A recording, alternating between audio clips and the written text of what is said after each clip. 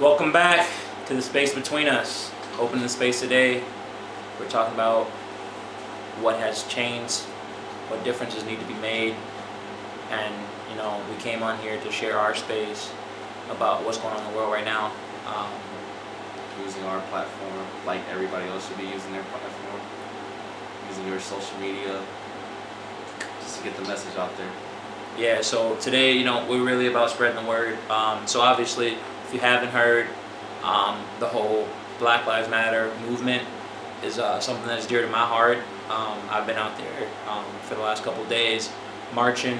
I know those who can't get out there, they're doing the best they can, sharing posts online, making sure that this is something that's continuously going on and on as far as moving forward and progressing.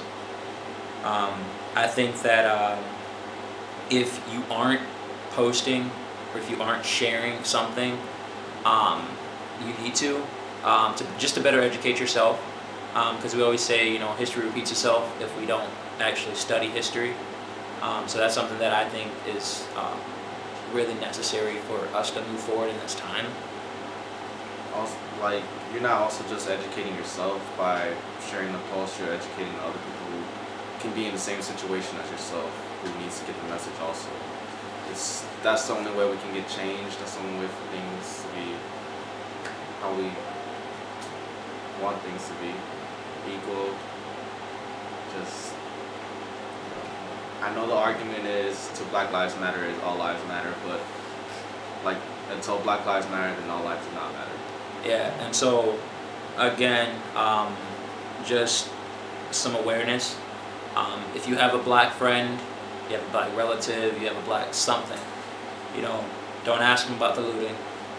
Don't ask them, why don't all lives matter?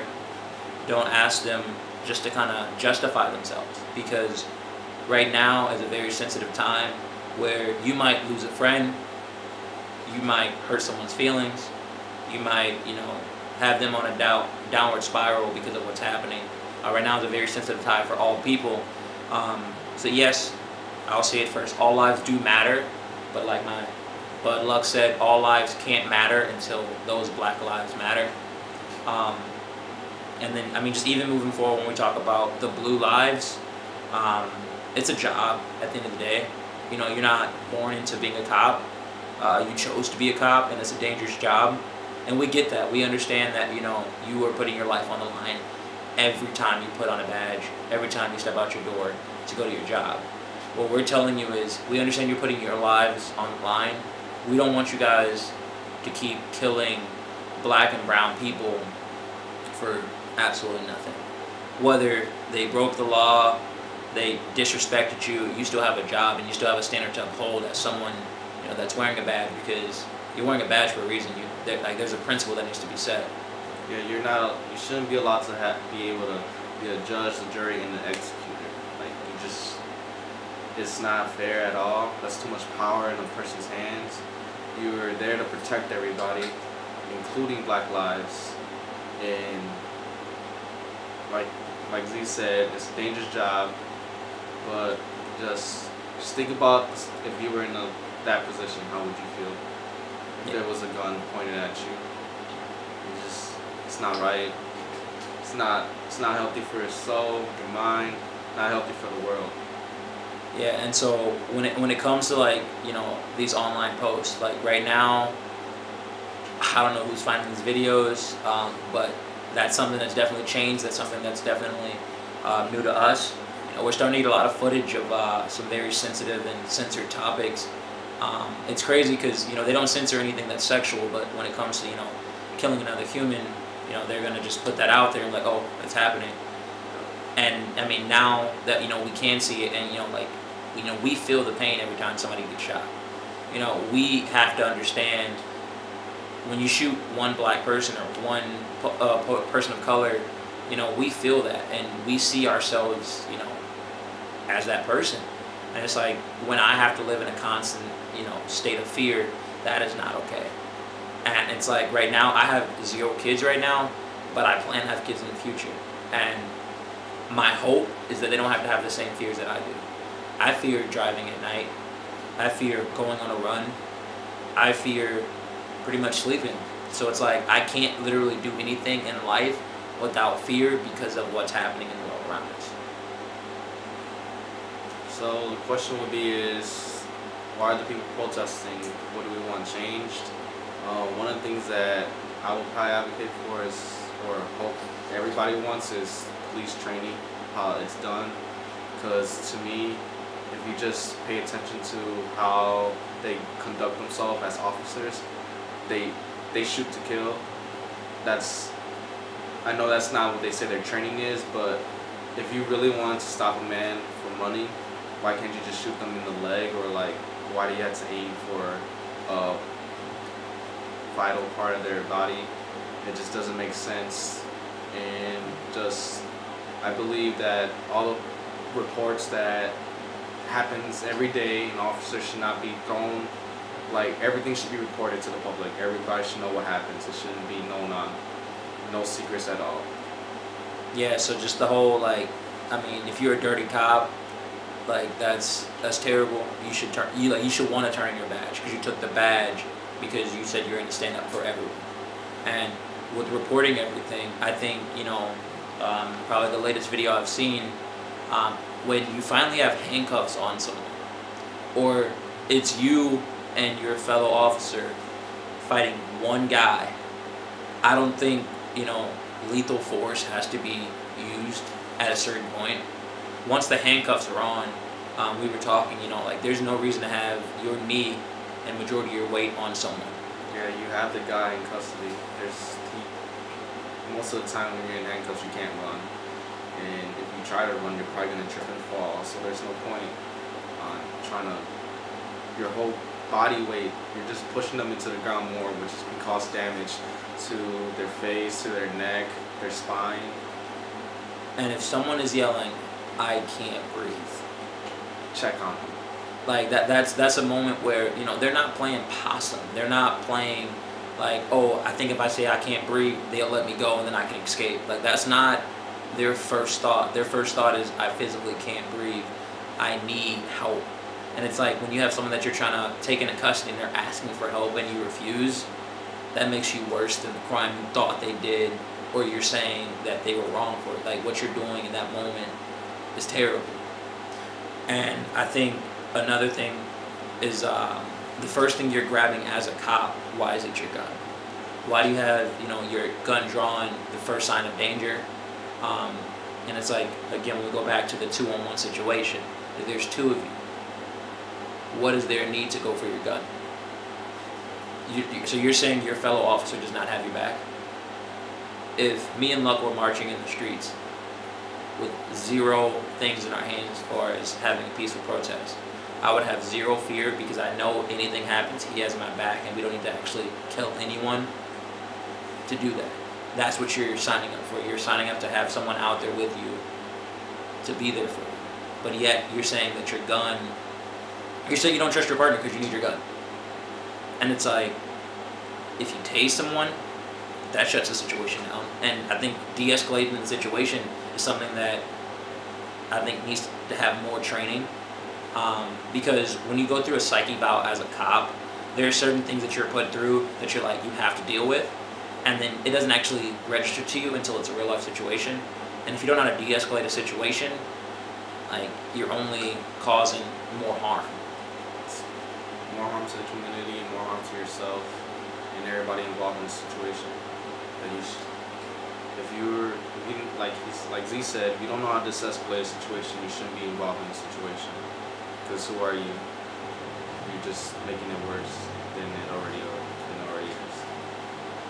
And so, I mean, moving forward in this movement, like we said, we don't want, you know, it always to be cops against colored people. We don't always want it to be blacks versus whites. You know, we want some unity that comes from this situation. We're not saying we want to be divided. Yeah, we're not. This is a movement. This is not blacks versus whites. It's not. This is everybody versus racism. This is all we want to stop. It's just the racism. Yeah, and it's like, I mean, there's been 400 years of it, and it's been, you know, every time it happens, we wipe over it. We wipe over it. And then, you know, we forget about it 2 weeks later. And then something else happens. Something else happens. we want things to just stop happening. You know, like if we educate ourselves on, you know, body language, that'll be something that we can work on. We educate ourselves on how to actually be decent people and talk to people like, you know, you have common sense. That'll work. Because if you come at me hostile as an officer, what makes you think that I'm gonna talk to you in my right state of mind? And to backtrack to when Z brought up, don't talk about the lootings and the so-called, what everybody calls the riots. If you look down in history, I've never ever seen any change happen without any sort of looting or riot. That goes back all the way down before when we were fighting for our independence against the British, when it was the Boston Tea Parties, that they rioted to get their change because the peaceful protesting wasn't working. And we just need everybody to understand that. And you never call them thugs. And to me, honestly, thugs means like things happen under grief. We've been grieving for way too long. And if you want to call us thugs because, you know, we are hurt, we are sad, and no one's taught us how to deal with our pain, that's where it comes from. That's where the thug comes from. The thug comes from us not knowing how to deal with situations. That comes from us not knowing, you know, what's the right and wrong in split seconds when it's high stress. That is PTSD from past experiences. That's us not having a healthy respect and a healthy relationship with cops. So the looting, yeah, I think it should stop. But I also think cops should just stop killing people. I also think that cops should, you know, be more friendly. I think that there's a better way around situations that we're just not getting to. And then I would say, if we go back to like the whole like online, the social media, if I think people should take a break as far as taking as much of this in, because it's very mentally draining, it's very mentally taxing, and it could get very depressing if you're looking at all the wrong stuff. And we're not saying all cops are bad cops. We understand that they are good cops, but just like Chris Rock said, the cops, being a cop, there should not be any bad apples. Like, that's just the one job.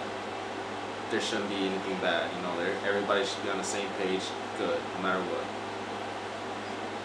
So yeah, so again, we need good cops, just like we need good people. And I think just having a standard of being good to great, I think that is definitely something that needs to happen.